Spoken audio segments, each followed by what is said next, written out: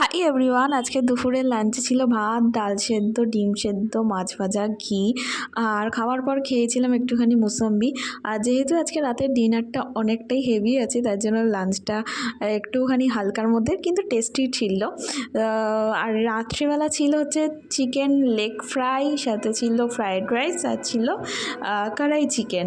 তো এইসব মেনু ছিল। আর আমি একটুখানি রেডি হয়েছিলাম, একটুখানি বেরিয়েছিলাম বলতে কিছুই সেরকম না। শীতকালে না একটু ঘুরতে ফিরতে বেশ ভালোই লাগে। বিকালবেলা একটুখানি গেছিলাম, এটা একটা ক্যাফেতে। ক্যাফেটা ভীষণ সুন্দর, আর এটা একদম রাস্তার ওপরে। তো ওখানে গিয়ে নিয়েছিলাম এক প্লেট মোমো, শুধু মোমোই খেয়েছিলাম। আর একদম রাস্তার ওপরে তোমরা লাভ বাইট ক্যাফেটা যদি চিনে থাকো উল্লাসে, তার পাশেই একদম এই ক্যাফেটা। এটার নামটা আমি ভুলে গেছি, নামটা তুলতেও আমি ভুলে গেছি।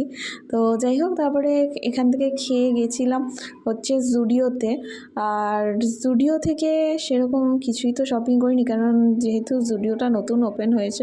তো তাই জন্য আমি ভেবেছিলাম যে একটুখানি জুডিওটা যাই, জাস্ট দেখে আসি কীরকম কী কালেকশান এসছে। তো জুডিওটা কিন্তু রিসেন্টলি ওপেনিং হয়েছে, প্রায় অনেক দিন ধরেই খুলবে করছিল, কিন্তু ফাইনালি এটা খুলেছে।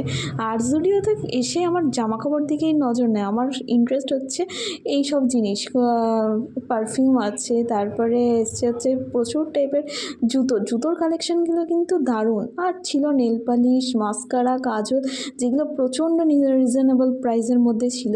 তো আর শীতকালের টুকটাক জিনিস এসছে, সেরকম ভালো এখনও ওঠেনি কালেকশান। মানে যে সময় গেছিলাম সেখানে এখনও ওঠেনি। তো বাড়ি এসে তারপরে ডিনার করে নিয়েছি।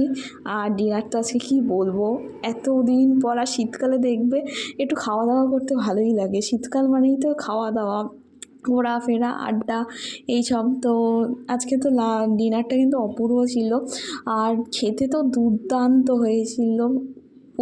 প্রচণ্ড টেস্টি হয়েছিল এই খাবারটা। তো এইভাবেই কাটলো আজকে পুরো দিনটা।